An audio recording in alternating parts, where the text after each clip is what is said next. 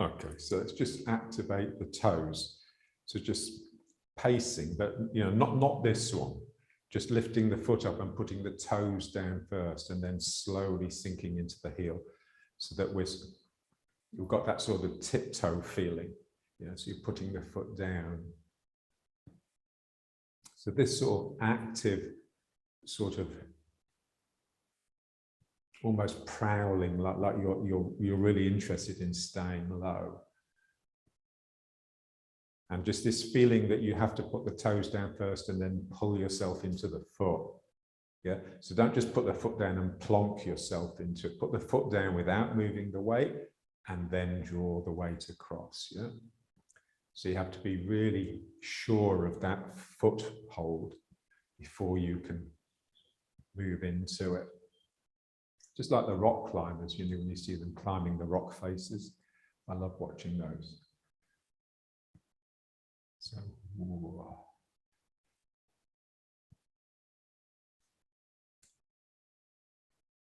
so we want, the way we yield when we sort of just open up the arms to embrace the other person. We want that same attitude to the actual piece of ground that we're stepping on. I open up to it, and my toes extend and grab.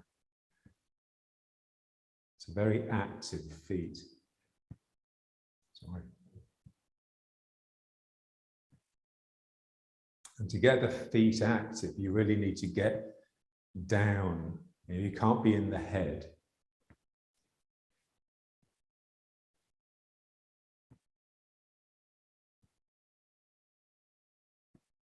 So you really need a good, taut, T-A-U-T, dantian, and a mind that is just very active and vigilant, rather than thinking.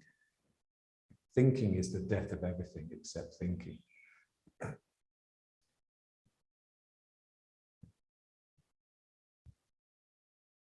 Ooh.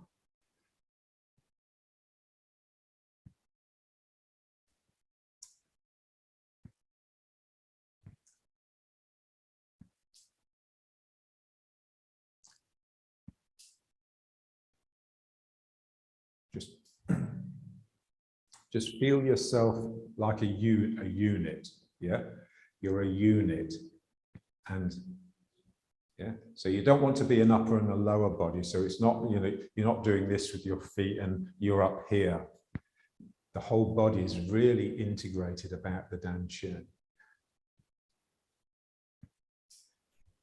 So you're a dantian.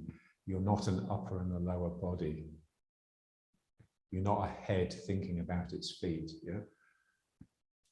So, wow.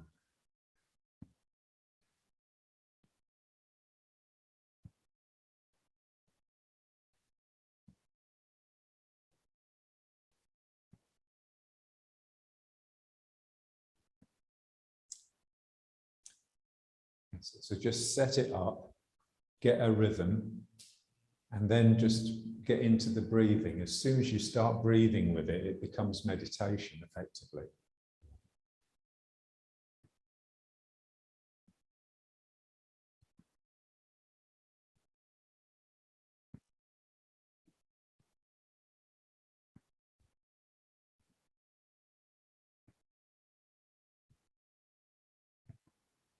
Okay, so now let's just bring it into riding horse. So remember, the important thing here, just a real sense that this is the center, like the center of a target. Yeah, think of one of those Jasper Johns targets. Yeah? So the bullseye is here. You have all these concentric rings, and the final ring just encloses the whole of you. Yeah.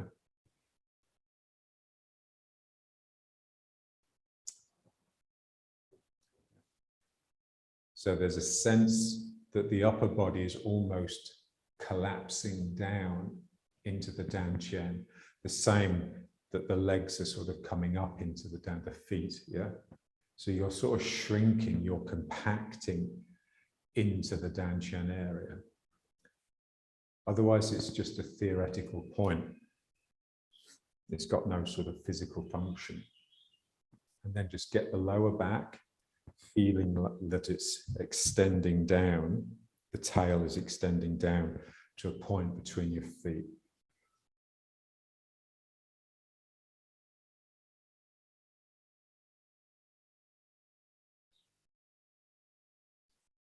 The shoulders should feel pulled down by the gravitational pull of the dantian. The dantian is your center of gravity. The earth is pulling the dantian. Yeah.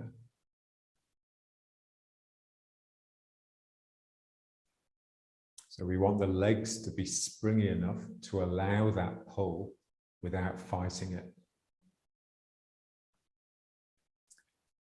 So if someone was to come up behind me and just press on my shoulders, I would just go into the legs a bit more because they're like springs.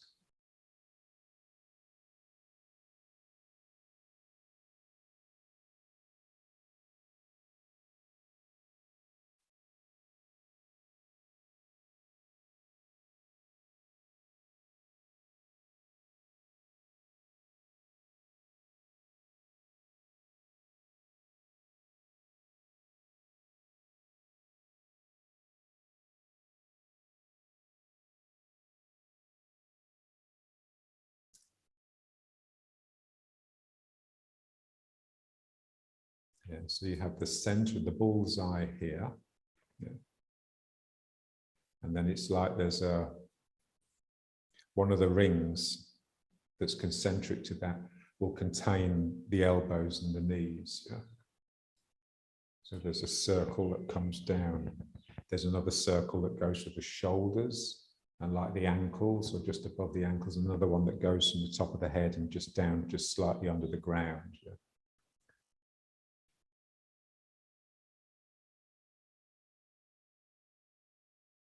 So you're a unity.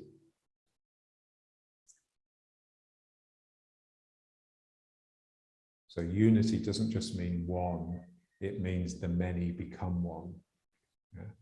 So it's a unification.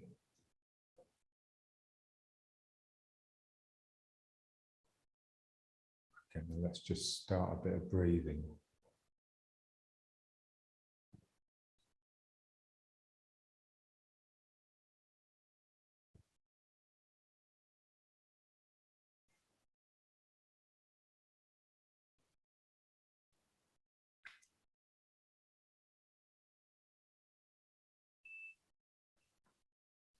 You just make the small hole with the mouth and just feel the arms behaving like the handles of a bellows. So as I pull the arms out, it sucks the air in. As I push the hands in, it blows the air out.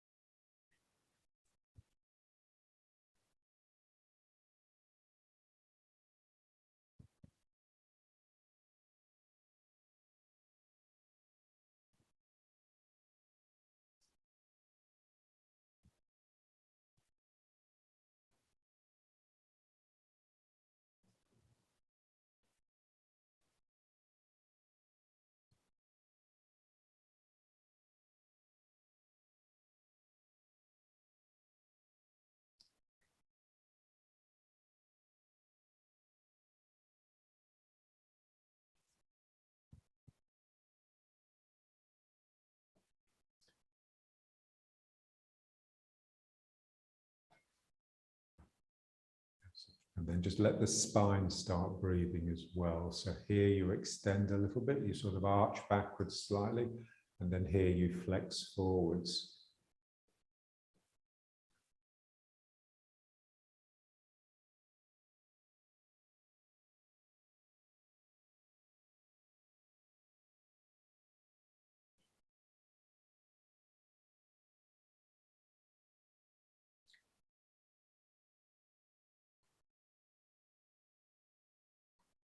And just feel the emotional cast of each phase. So here it's like, oh, I'm coming out all fresh and new into the world. So it's a little bit daunting. And then here I'm retreating into my lair. So this is exposure, availability. And this is retreat and withdrawal.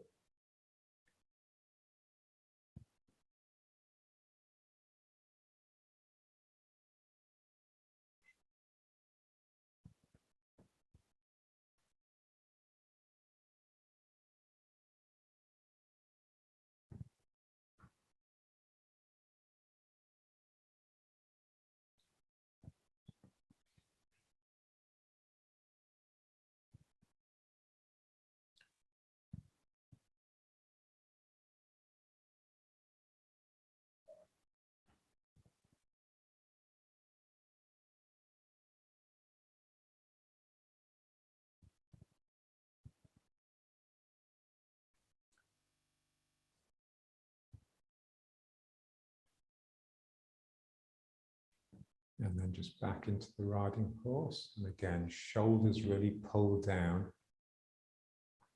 Elbows pull down as well. And head almost feels like your neck is trying to shrink.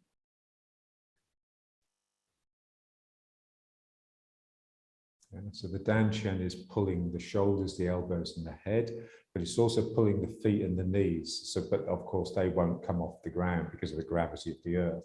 So that pulls me down. Yeah, so the gravity of the earth is pulling me down, but also my own gravity. My own gravity is making the legs bend because it wants the feet to come up into the dantian.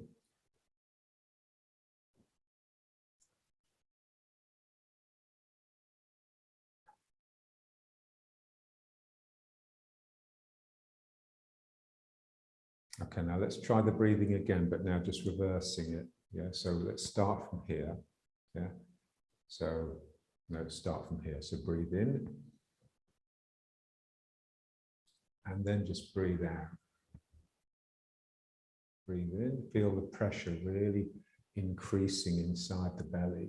So you're sort of pulling the belly in, crunching over, but breathing in at the same time.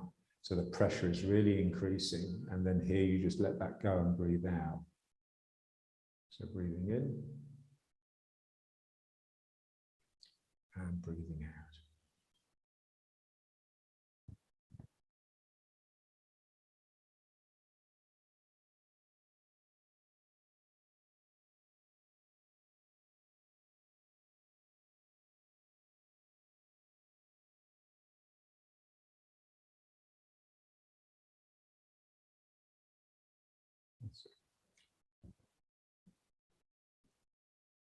So you just have to be careful that when you breathe in and lean forward, you don't let the bum go out. If anything, the tail sort of comes under the same way that the head goes over.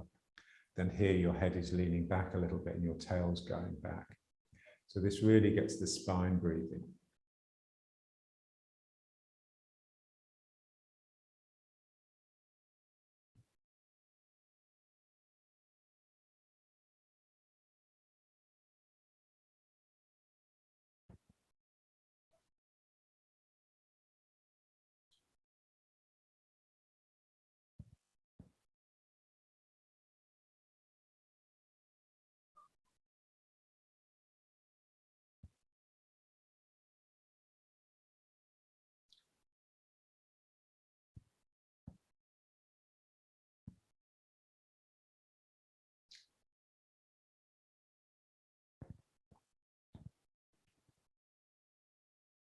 And then just get the feet a little bit active. So here you really extend the toes and the fingers.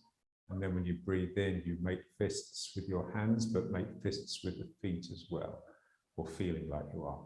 And then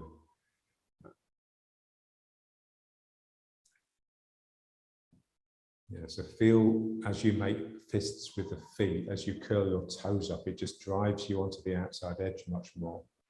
And then here you almost become knock-kneed as you release the toes, and especially the little toe extends out. Yeah. So breathing in, crunching the toes up, and then breathing out and just extending the toes, and the little toe really becomes active. Breathing in, breathing out.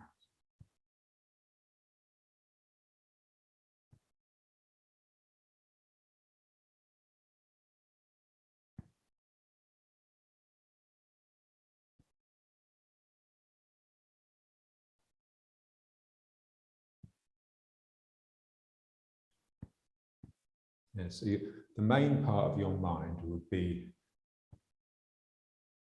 with the Dan Chen and the sacrum and the Min Meng. Yeah. So you'd always be coming back to that, because whatever else you concentrate on will tend to just disrupt the posture a bit, it will tend to corrupt the posture. So you're always coming back to the sacrum, Dan Chen, Min Meng area, just to make sure that you're not sticking your bum out.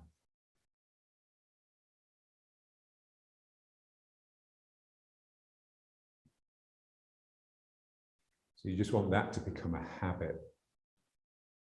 You're habitually with mind in Dan Chen, rather than mind in the head thinking. Okay, so let's just bring it back to riding horse. Make sure this is right.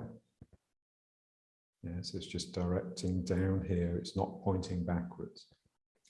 Shoulders are really pulled down. My elbows are pulled down. The shoulders correspond to the hips, elbows with the knees, wrists to the ankles, crown of the head to the end of the coccyx.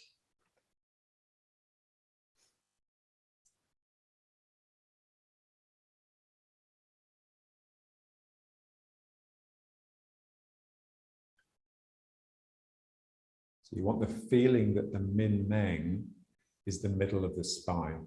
I mean, it's not in terms of the length, but in terms of the structure of what's underneath it and the structure of what's above it, they're sort of mirrors, yeah? Although an expanded mirror.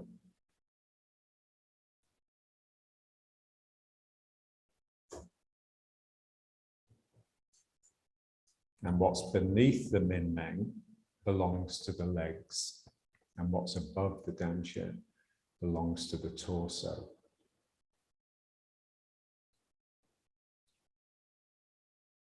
So half of my spine actually belongs to my legs.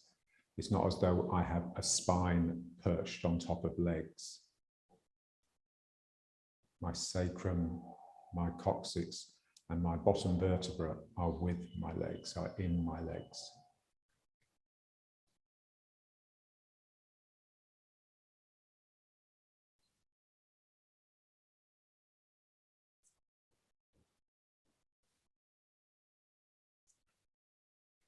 And we just sort of, when we're meditating, which is, when we're standing like this, or when we're doing an exercise that's simple and that we can get into the breathing, we're watching the mind. What happens when I start thinking to myself, for example? Yeah.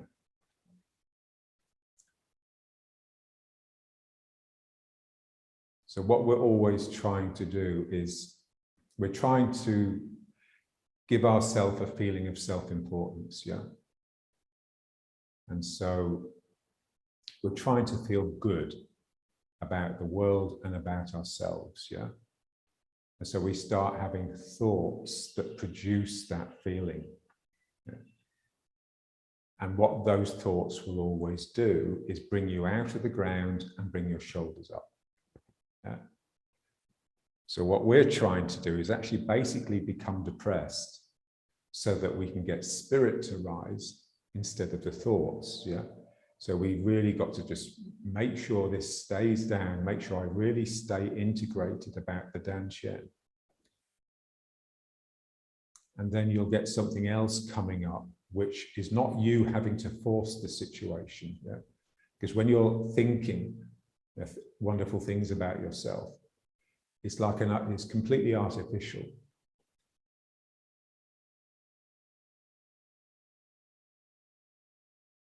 And there's no energy behind it. There's just anxiety and fantasy. Yeah? So what we want is just really get ourselves together, just stay in this vibrating field of gravity, and something will come up. Yeah? Like a fighting spirit. Something will come up inside, and you'll just be supremely active and have a speed that you would never have if you were thinking.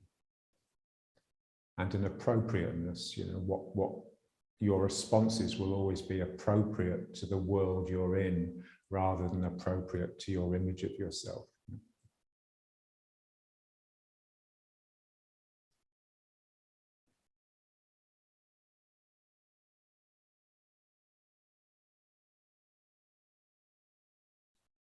Okay, and now let's just come forwards onto the front of the foot, so just lifting the heels.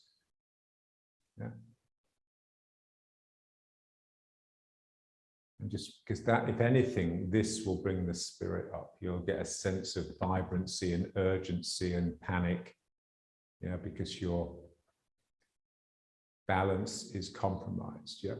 So what we want to feel when you come onto the toes, there's always the tendency for this to happen. Yeah? The heels will tend to bring your energy up as the heels come up. So you're really having to concentrate to stay down. So your sacrum is still hanging down through the heels that are pushing up. And it's that sort of dynamic interplay between the up thrust of the heels and the driving down of the sacrum that produces the resonance that activates the spirit. So just onto the toes. And the higher you can lift the heels, the more you'll get that tremble, that shake, which is an indication that spirit is coming into the equation.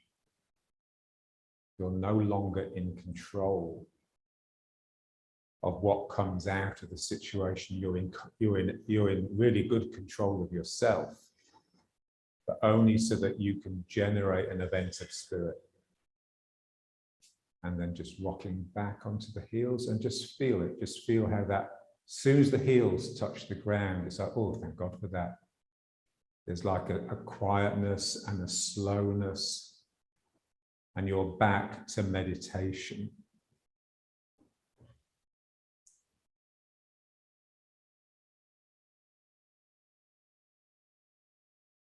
Okay, let's come forwards again. So just bending the knees and just lifting the heels, just keeping the sacrum going down through that. Just feel it. As soon as you lift the heels, your balance is trembly, you're shaking, and you need spirit just to keep everything in balance. Yeah, it's not, there isn't slowness there anymore. You need a part of yourself that is quick enough to make these micro adjustments, to stop yourself from falling over. The mind would never be able to think it. Thinking is always after the event. Spirit is always before the event. This is why we want spirit and not thinking. Yeah, so we've just produced an environment now where you never need to be before the event. Yeah. But if you're never before the event, you're never empowered. Yeah? You're always a slave. You're always a victim. Okay, now let's just rock back, heels, and just feel that, ooh. Yeah, so we root through our heels. Yeah. So as I sink into the heels, I can just feel that long energy just flowing down into the ground. I'm now part of this much bigger system, you know, the room, the whole structure of the building which goes into the ground, and I'm just a part of that. Yeah.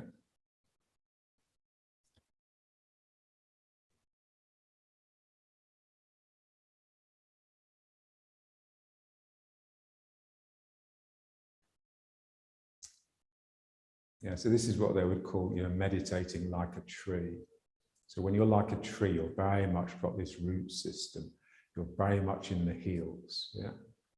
And the front of your foot and your toes, whilst they're still on the ground, they're less important. Okay, now let's just come forwards again and just feel it, yeah? You've now got this really sort of integrated with your environment feel, yeah?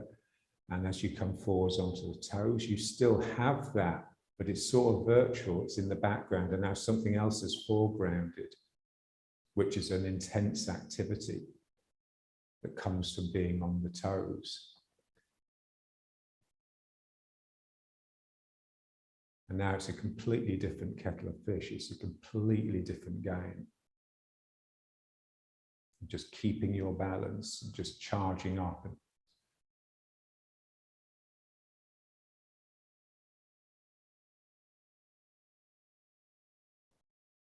So this is the activity you would need inside you if you were hunting or being hunted. You'd need a really, really charged, active spirit.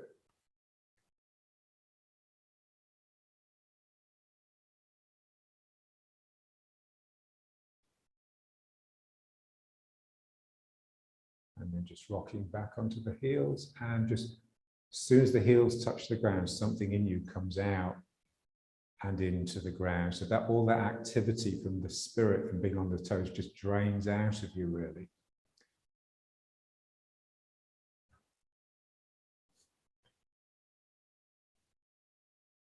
Yeah, so meditators, especially in Zen, which is very strict,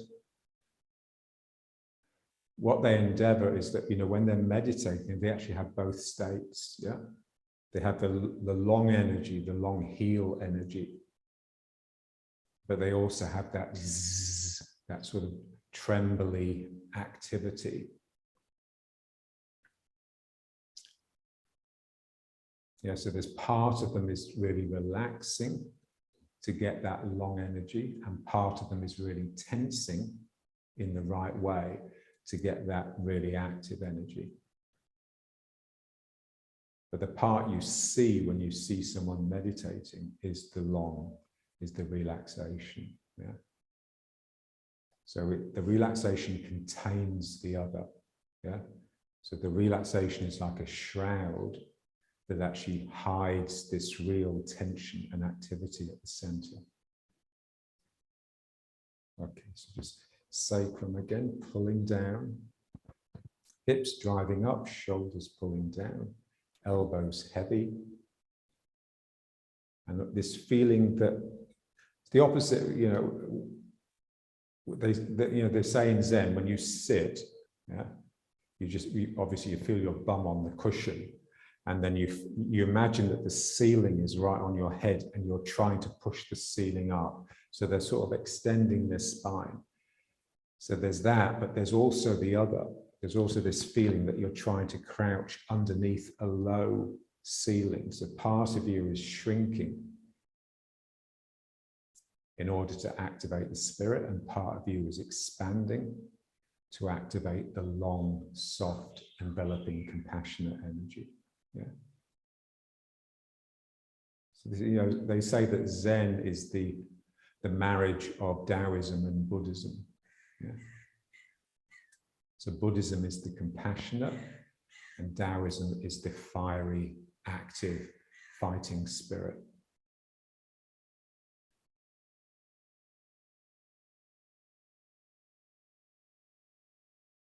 So if you see an image of the Buddha, he's normally sitting in meditation, his eyes almost closed and his little smile on his face with this perfect posture. Yeah.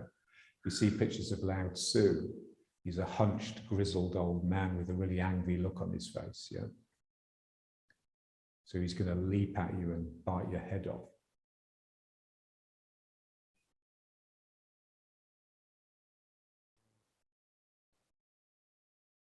Okay. And now let's just move side to side, but by just pulling with the leg. And what we want to try and, first of all, let's just draw with the leg. So I pull with my leg. So what we want to do is separate the two activities of the leg, the straightening and the bending. Yeah. So when you bend the leg, you're using the muscle here, the hamstring, the muscle behind the thigh. And when you straighten the leg, you're using the front of the leg. Yeah. So here I'm using my hamstring to pull across. And then here I'm using my hamstring to pull across. So the hamstring will bend the leg. Just like the leg bicep. They call it the leg bicep. If you think that the arm, the bicep here bends the arm, the leg bicep does the same to the leg.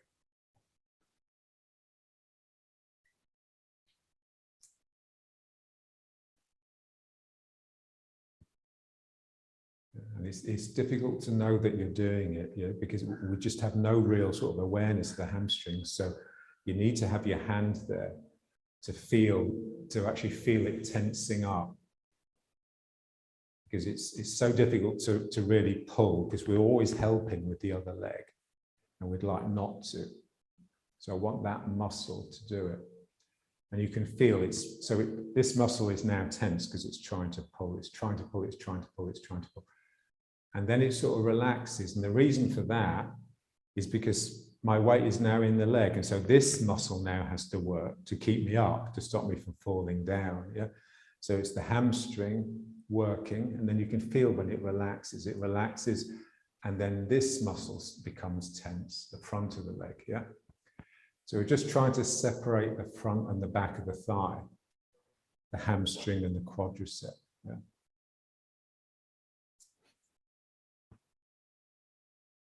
So I activate the hamstring by pulling, and I activate the quadricep by having to support. I don't want to use my quads to move if I don't have to. I want to use my hamstrings to move. Because when you activate the hamstrings, that activates your spirit.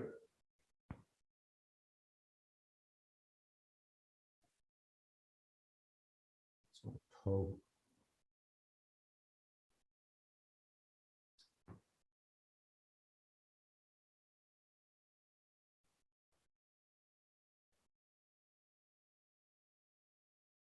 So just feel that point where there's enough weight in the leg for the hamstring just to relax. It will do it naturally because we don't tense both sides of, it's either one muscle, either the bicep or the tricep that's working. They don't both tense at the same time, otherwise nothing would happen. Yeah. So the hamstring pulls to start with, and then when there's enough weight for this to have to come in to stop me from falling, the hamstring will just naturally relax. We just want to feel that point. How does it feel? Yeah, when you go from actively moving to actively or passively supporting. Yeah. How do you feel that switch? Yeah. It's a bit like, but not so intense as coming off your toes and onto your heel. Because that's effectively what's happening when we're pulling with the toes. And then when I support from the heel. Yeah.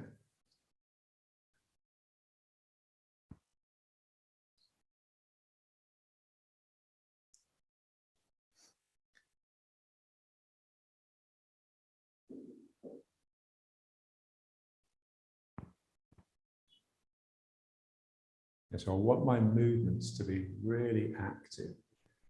So they have to come from the toes.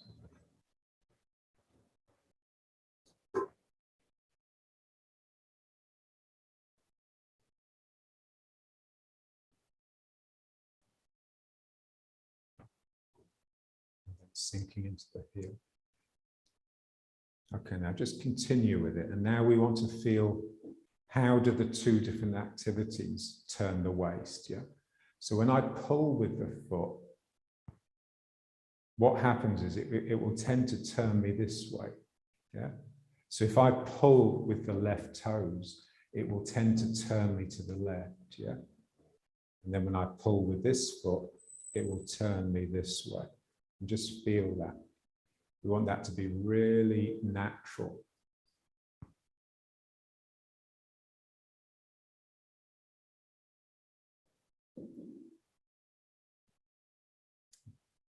So it just naturally swings you round.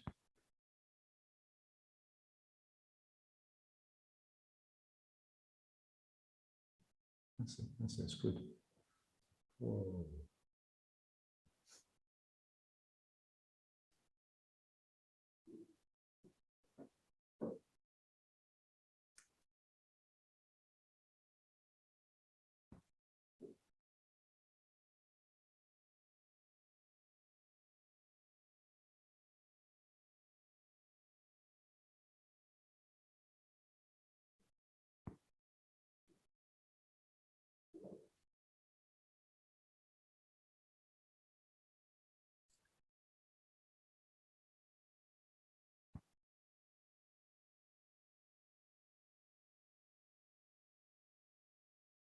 Okay, and now feel what happens to the waist when you go through that point of hamstring to quad.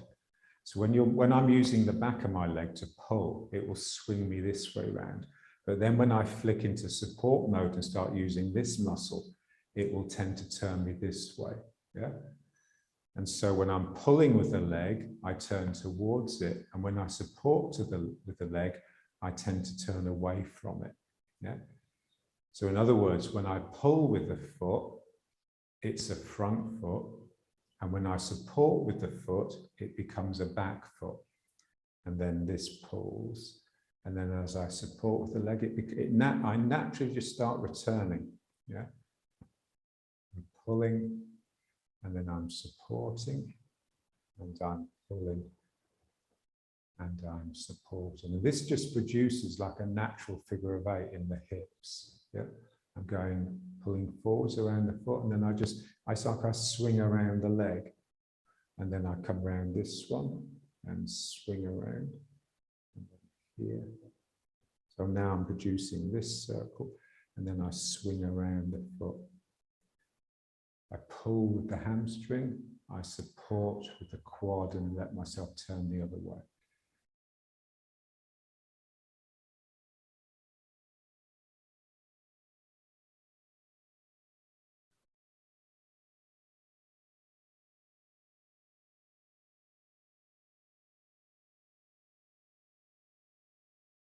Yeah, so when you're active in the foot, it's a front foot.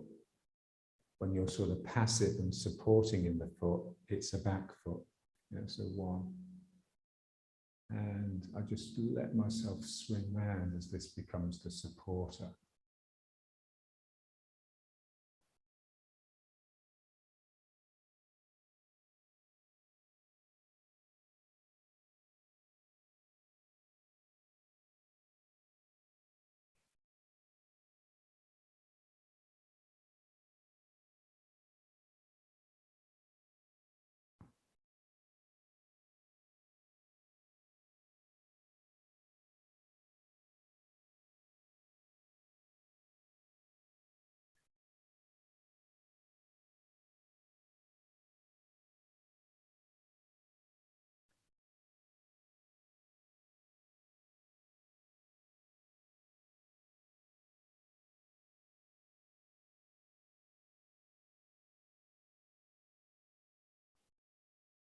Okay, let's just give it a bit of a rest.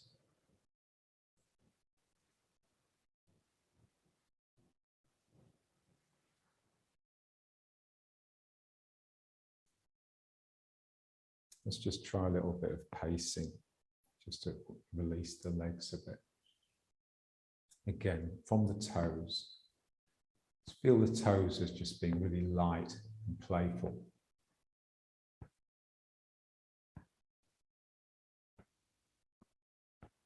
I've still got the body pulling down with gravity. I just have to make sure this is in the right place.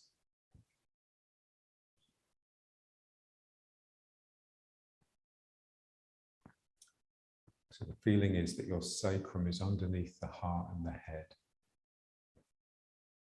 If your sacrum is underneath them, then it's impossible to think. The mind just receives information. It doesn't think to itself.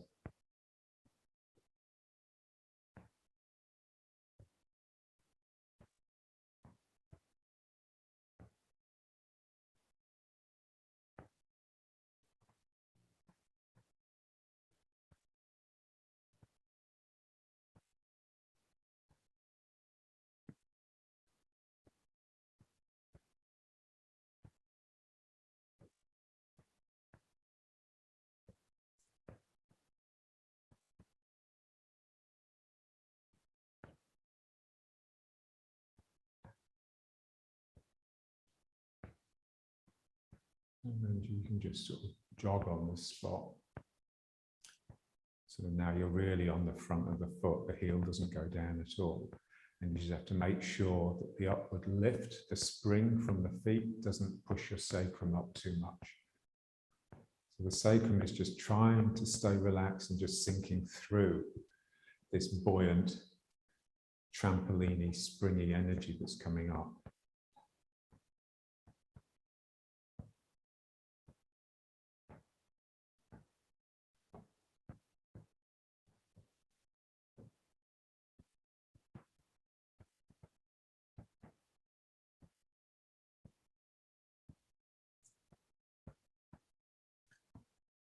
Nothing lifts the spirit like dancing. Yeah? So this is a bit like a dance.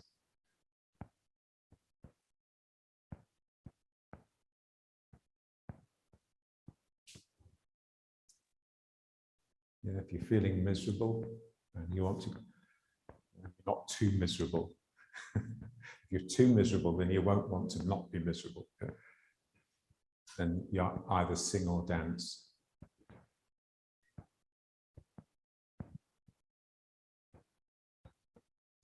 What I do, I declaim Walt Whitman.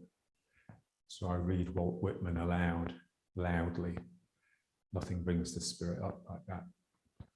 Song to the Open Road.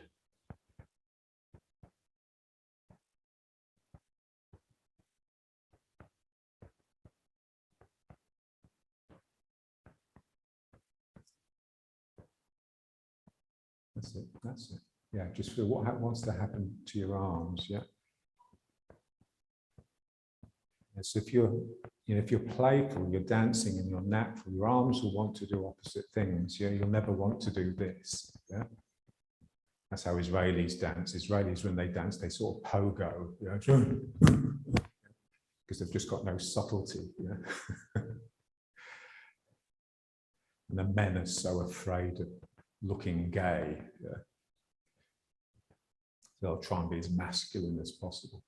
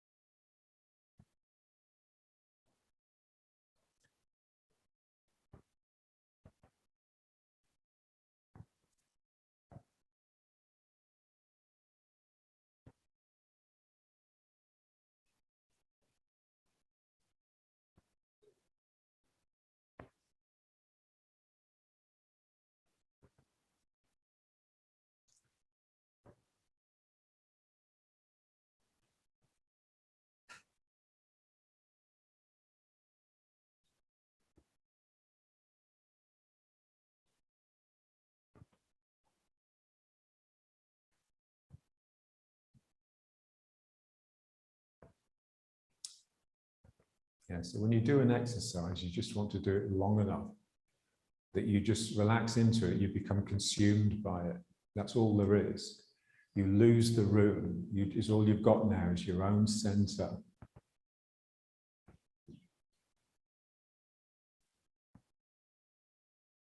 It's especially important to be able to disconnect from the room.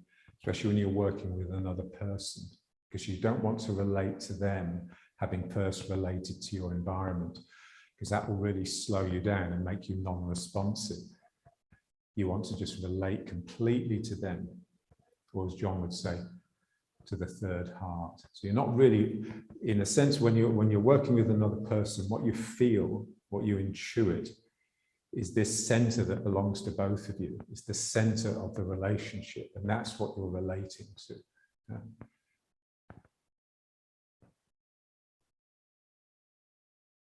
So, when they say put the other first, you're not really putting them first, you're putting the relationship first. Yeah.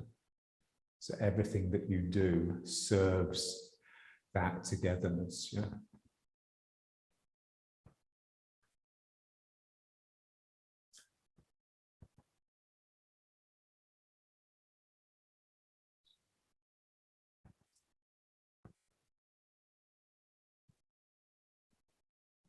Yeah, so we're staying on the toes to give the calves a workout.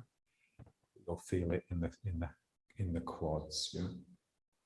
But also here, just feel how your belly just has to be a little bit tight, just to hold everything together. And if you went faster, then it would just have to tighten up even more. Yeah. Yeah. So if you want to develop a Dan Qian, go running. But just keep your mind here. Don't be listening to headphones or whatever. Mind in the Dan Qian, but it will become a really tight Dan Qian. Tone.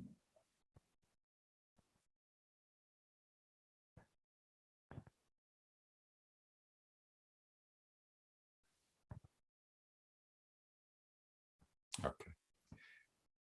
So that's our relaxation. Back to the grindstone. So again, first of all, get your posture.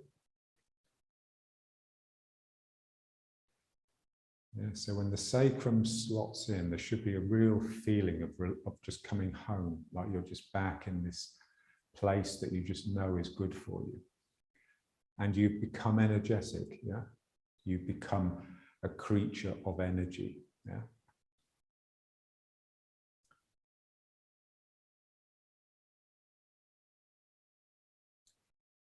So, the spirit leads the energy, yeah? Which leads the mind, which leads the body. So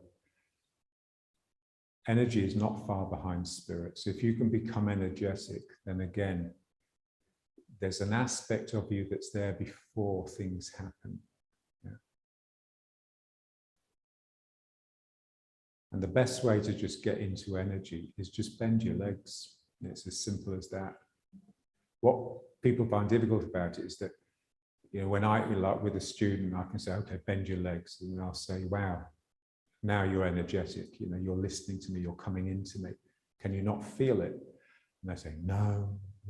And of course, it takes time to feel the energy.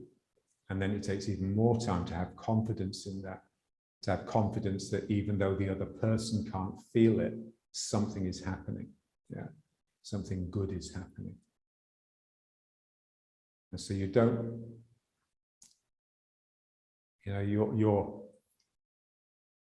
your confidence comes from your own practice, not from the messages that you get from other people. When you get positive messages from other people, partly you should actually start getting really suspicious, because what they generally mean is you're becoming like me. Yeah, and that's the worst insult most people could give you. Yeah.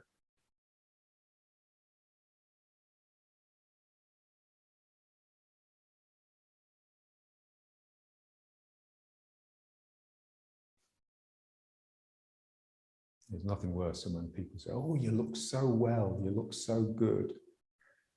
Shit, that means you can recognize something in me.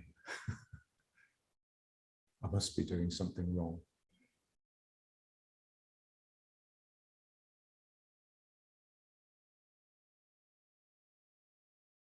Okay. And now let's just try, see what happened then. Yeah. When I changed into the next activity, I stuck my bum out. Yeah. Okay, now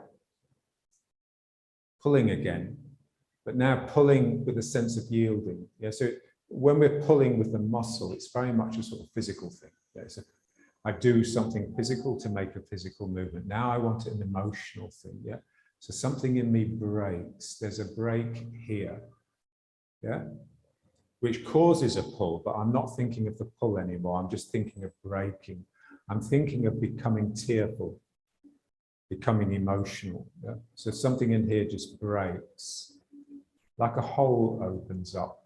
So if I come into the foot too soon, the hole won't open up. So I have to stay back in this foot and just bend here and then let myself slowly come forwards. Yeah? So I have to make sure the hole opens up, and then I can come and close it, hopefully behind the other person. So yeah.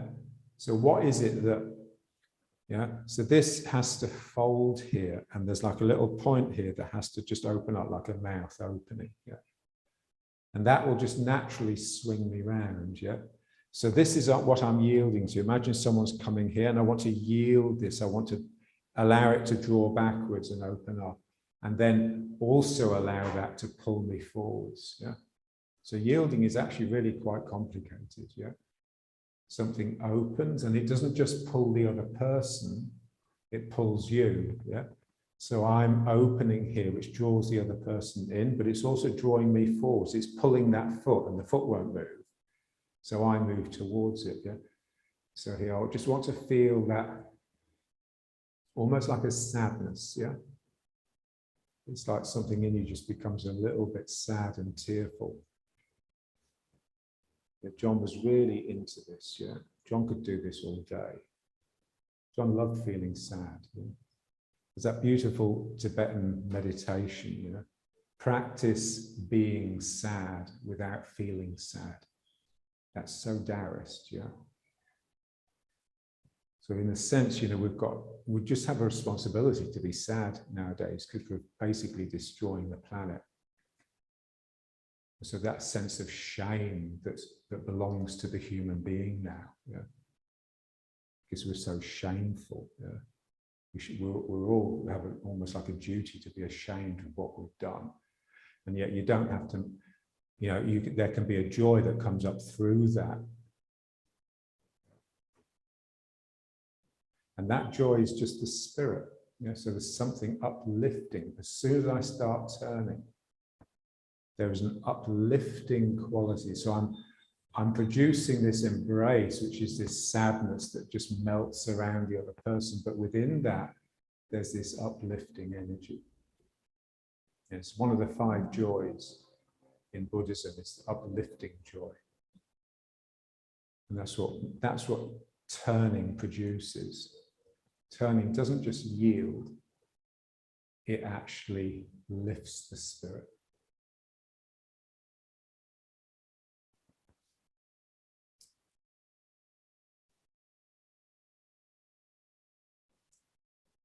And the hamstring and the quad, they're in there, but we're not concentrating on them. Yeah? Because if you concentrate on them, it just becomes a physical exercise. We just really want to feel the delicate, emotional, energetic content. Yeah? So as I yield and open up, there's almost a yearning in me. I'm yearning for that embrace, and that draws me forwards.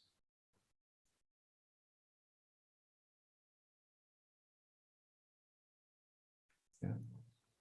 So it's very much backwards and forwards at the same time. I always think of, like, you know, Oliver in Oliver Twist, when he has to ask for more porridge. Yeah? So he's there holding his arms out. So something in him has to come forwards. Otherwise, there's no connection. But part of him is just terrified of the response. And so he's retreating in fear at the same time. A bit like a beggar, you know, they extend their hand, but they're imploring, they're begging. They're not in your face. They're subtle. There's a subtlety to that request. So here,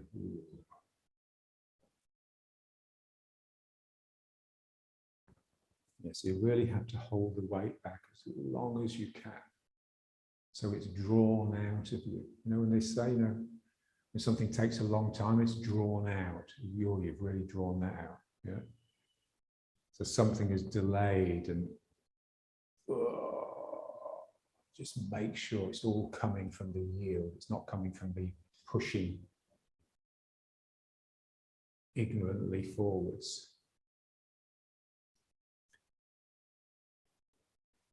I think of it as like the difference between cat and dog energy. Yeah? So dogs are just a bit coarse and a bit too happy. You know, they bound and all the energy is coming out of them. They sort of lack subtlety. You know, certainly when they're exercising. Whereas cats, they're always pulling, they're always subtle, they're always prowling, even when they're not hunting. You know, so,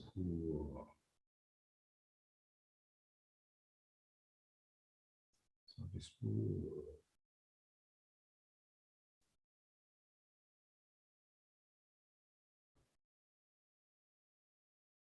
so remember, if we're yielding, we have to make sure it's the thing that happens first is the turning. Yeah. So this opening here produces a turn. Yeah. So I don't want my leg pulling to pull this forward like this, because then it will turn me the wrong way. So I'm braking here, and that produces a turn. Yeah. So that giving way, that letting go in the hip produces the turn, produces the yielding turn. So it's like one side of my body is pulling, the other side is advancing, which is exactly what we want. So forward.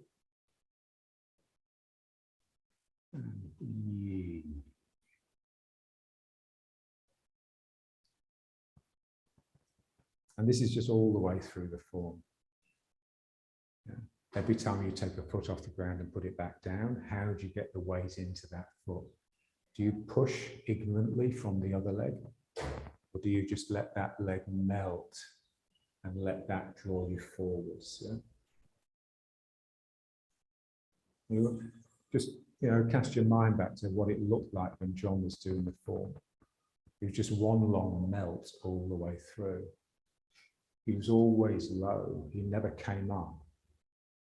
So every time he moved his weight, he sank. You know? So he didn't just sink to pick his foot off the ground. He sank as he went across from one leg to the other. So this has to sink. And then I can just come forwards.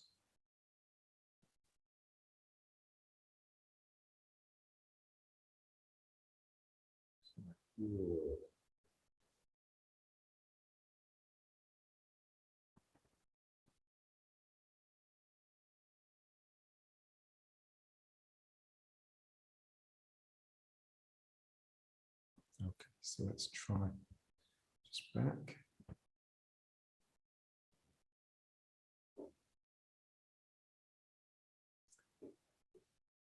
Again.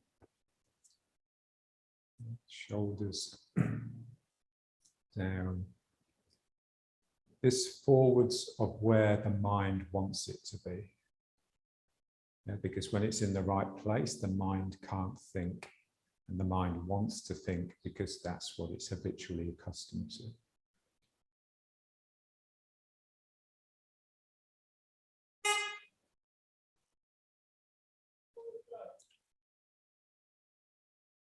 Yeah, so when you meditate, regularly you'll have experiences of a quiet mind. Yeah. But always it comes back to that noisy mind because that's what we're used to. Yeah. So to break a bad habit and replace it by a good one is just really, really difficult, especially when we're always, giving ourselves positive sort of affirmations of thinking. Yeah. And when the whole world around us is doing the same thing, is giving us positive messages whenever we start thinking intelligently. This is why they say, the more educated you are, the more intelligent and the more educated you are, the more difficult it is. Because the more you've honed that mind to be a powerful tool, and so the less inclined you will be to give it up.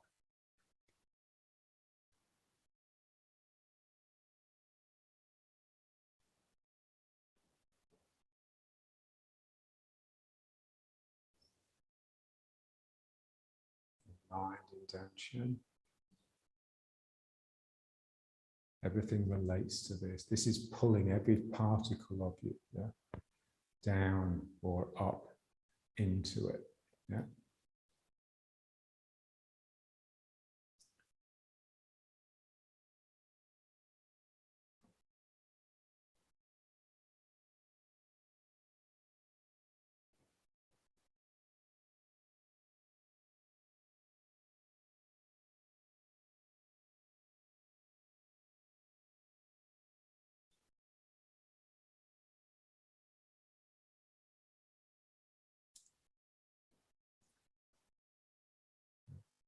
And so once you're in position, either whether you're seated in meditation or whether you're standing in meditation,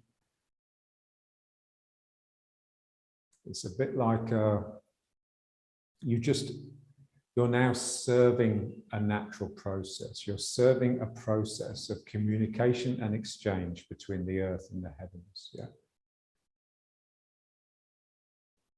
And you just have to trust that, have faith in it. You've got this feeling that, you know, you're standing there and something is happening. You don't really want to leave the posture because you know that something good is happening, even if it's not you acquiring karma, yeah, or acquiring goodies. Yeah. You're serving the natural process. That's what Taoism is all about. Taoism couldn't give a fuck about the human universes. Taoists are contemptuous of the human because the human is so against nature, aggressively against nature. Whatever is good for the human being is bad for nature and vice versa. Yeah. So the Taoist just tries to harmonize with the natural process. So he'll always live outside of the norm, outside of society.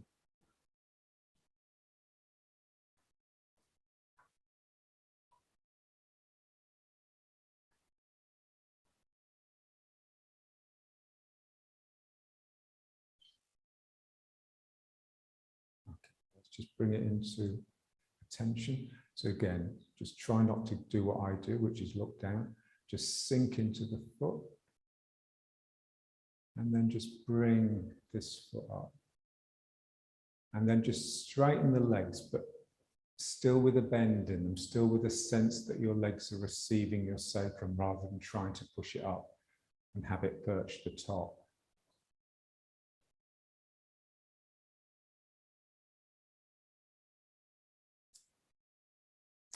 And again, still with that feeling that if someone came up behind you and pressed gently on your shoulders, it would just lower you down a bit. So you never locked legs. I mean, the curse is locked legs. We tend to want to lock them because it gives the thighs a bit of a rest. But as soon as we do, we lose energy. We just become a figure of force. An image of force and ego. So again, here we can still be in the natural process. So we're like a tree. Roots are extending through the floor out of my feet. And this whole canopy of branches and leaves and flowers and birds and everything is extending out of my shoulders and my head.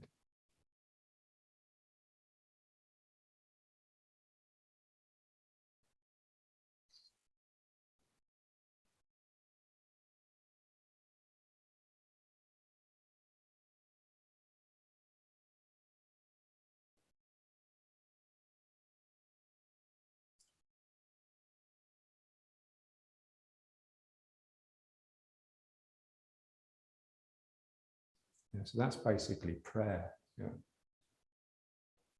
When you're praying, you're using words generally to actually create a process of exchange between you and God. But it's really between the earthly, you know, because we are of the earth, and God. Yeah. So we're just beaming energy up. That's what a church is. You know, church is just a machine for beaming the energy of the congregation up to heaven. Yeah. energy machine. So you want to become your own church, yeah?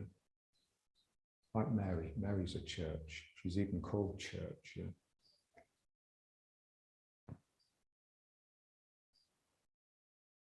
Okay, so let's leave it there.